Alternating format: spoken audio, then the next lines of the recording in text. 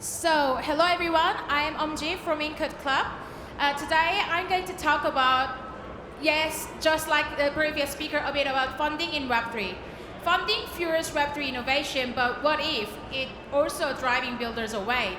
So today we will explore why many funding mechanisms may not work and how we can rethink incentives better so we can help each other. First, I'm Eomji. As said, I'm head of research operations at Encode Club. Encode Club is the Web3 education community.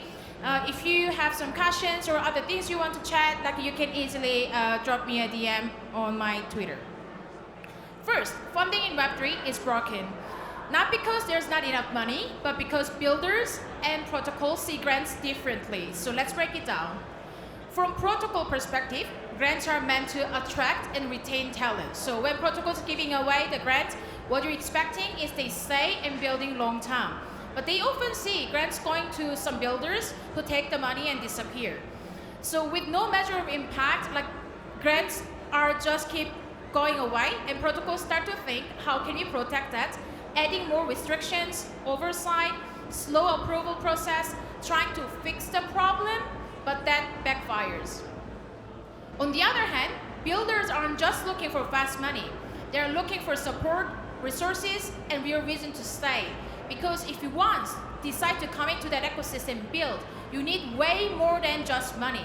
Money is everywhere in Web3. If you're just looking for money, there's tons of protocols who are going to give you money away. So you're looking for some differentiator, which is the right support to make your business grow. Does the protocol provide mentorship, distribution channel, developer tooling, community has a great vibe or not? You name it, depending on what project you are building, what kind of person you are, what kind of team you are, you may be looking for one, two of those strongly aligned with your project, otherwise it may just not work for you. If grants feel transactional, just money without no ecosystem support, builders also going to be moving on because, as said, it's transactional. So this is the general funding gap. Protocol wants long-term commitment. Builders want something just more than money. Without solving this, we will keep seeing ecosystem losing talent to more supportive community. Might be even people are going to be hopping around till find their right fit. The question is, how do we align it? So there's three pillars I want to share today just to discuss how we can think about funding is being structured. So there's a core dimension I divided in three just to think about different combination of the funding. One is the timing when we are giving away funding. One is the decision making, who is deciding to distribute to who, and then last is the form of the funding. First, timing is everything. So some funding happen proactively to pay your work in advance, and some other fundings are retroactive.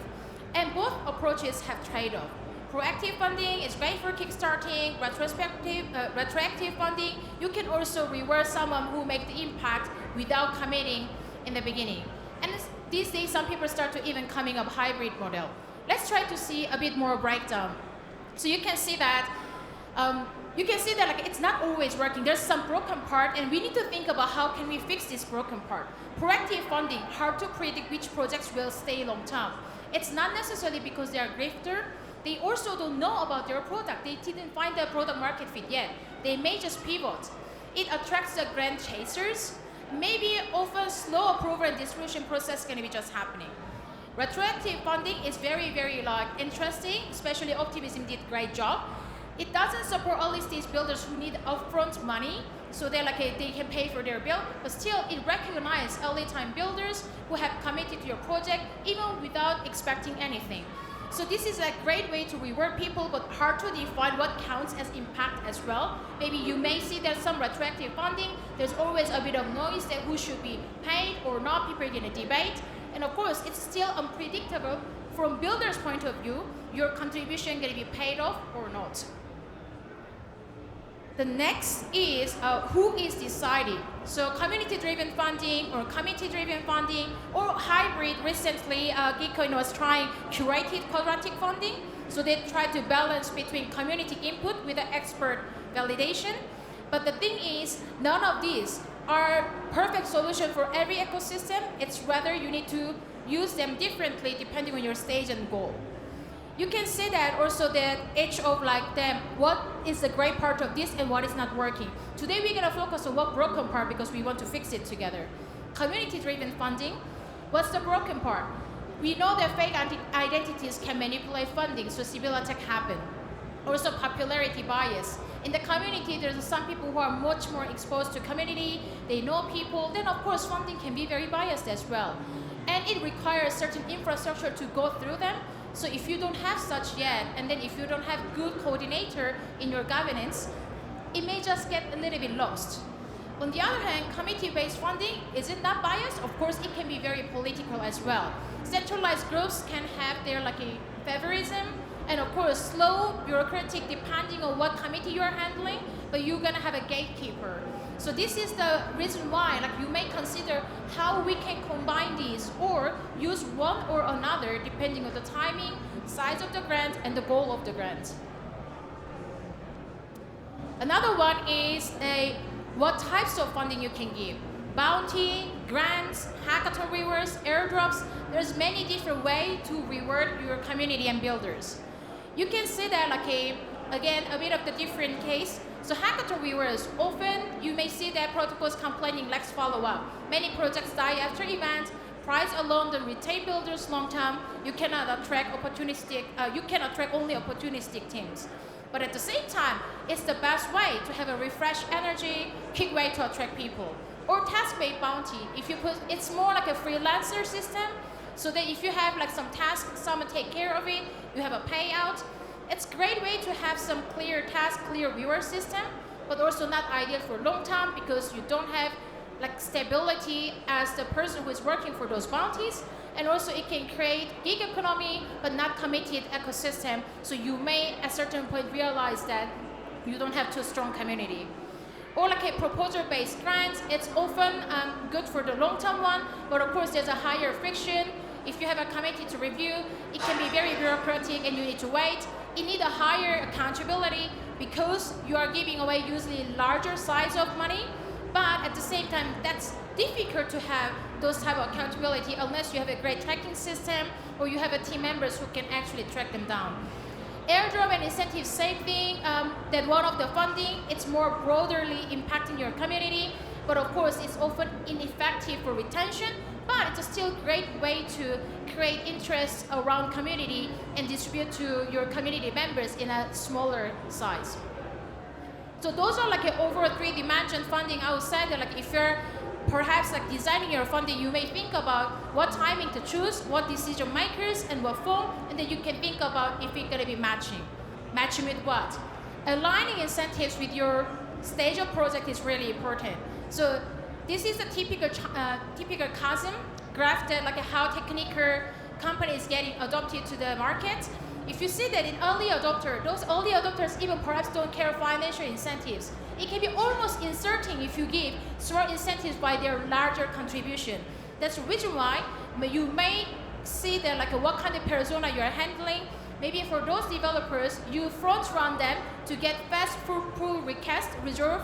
It's maybe better than actually they get like $100 a month or like $1,000 a month. They just want maybe recognition and they want their problem getting solved and get merged. On the other hand, like if it's later stuff, it's a little different. Maybe they are less aligned with your ethos. So if your ecosystem get bigger, we must admit that not everyone is completely fully aligned. So we need to rethink about how to keep them around with the what incentives. Another thing is, of course, aligning incentives with the goal, not the stage only, because your stage is maybe early stage, later stage. It doesn't mean that you always have one goal, but your goal might be different in different campaign and different action. And I see that often we confuse them and expecting different things, such as attracting new builder. If you're doing attracting new builder, maybe hackathon, grants for education program, airdrops are great. But of course, when you're doing this one, we need to think about that this alone will not bring people in long-term goal. Sustaining core contributor for long-term, we need to think about salaried contributor, bounty-based funding. We need to think about proactive grants with milestone that they can continue their activity. If they don't have those like follow-ups, if hackathon rewards getting end after their first contribution, they have no reason to come back. Let's be realistic, after $1,000, if you're expecting them to commit their life for your ecosystem, that doesn't work. But we need to also think about how to follow up and continue helping them so that they can be successful in your project. a little bit more mature. So when you want to encouraging their business growing in your ecosystem, here comes there like a bit venture-like investment, ecosystem incubating, but also important thing is value adding, because they need to make business successful on your project, which means that it can be hiring support. Maybe you need to like share distribution channel. Maybe you do revenue sharing. There's a different model to support, but we often wish that they're going to be growing and you see them as a asset, but you may not see them to be successful in your ecosystem. So these kind of things, like we cannot expect public good funding going to be solving all problem. It's okay to have a venture-like system. We need to be sure that they need an extra support to grow. Last is like driving adoption and retention. So when it becomes even like a bigger, so when you see that your ecosystem is flourishing and there's a lot of members coming in, maybe this is a great time to recognize other contributors who has been contributing to your ecosystem without getting some incentives. So retroactive funding become very handy this time, because seeing this, people start to remember that, and this is going to be like creating interesting dynamic in ecosystem. Once when I'm contributing now, I may get rewarded in the future. You cannot use retroactive funding in early stage because it anyway doesn't make sense. There's not so many things to do retroactively. Your ecosystem is still small. It's better to support proactively, maybe more efforts-driven approach. But going towards in a bigger community, it makes sense to see that this community-driven approach, try to give them retroactive funding and see how it can, encourage other people to do so. Just one thing we should be careful is that front-loaded grants. I think not so many protocols does this anymore, but it used to be around like 1-2 years ago, just giving a huge amount of money and expecting that they're gonna do everything and be hands-off. That's not freedom, that's just you abandoning them with a tons of money. So you need to still follow and helping them. Startups need more than money. All of you, especially if you have some experience or like funding your own startup, you will soon realize that there's a tons of money out there, but you don't have other supports to grow your business properly. So same thing for the relationship with the protocol and projects. We need to give proper hands that they can grow beyond the money. So one last thing is, so then like practical framework. This is so easy thing, not easy to design funding, but it's not like I brought up something groundbreaking. It's a simple, but it helps us. Let's think about what is our goal now. You can have a multiple goal, but you cannot fulfill all the goals in one initiative. So you need to think about what are we optimizing for.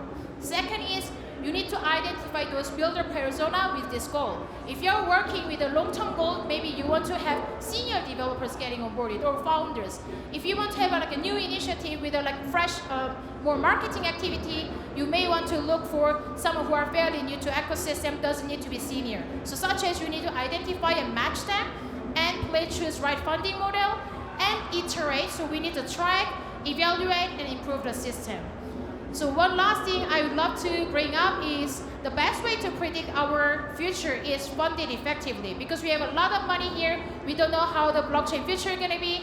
So well-aligned funding doesn't just help developers, it helps entire ecosystem.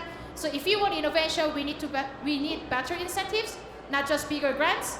So I leave you with this question: how is our funding model enabling or hindering innovation? Future of Web3 depends on how we fund it, and let's make it right. That's pretty much it, and just on time.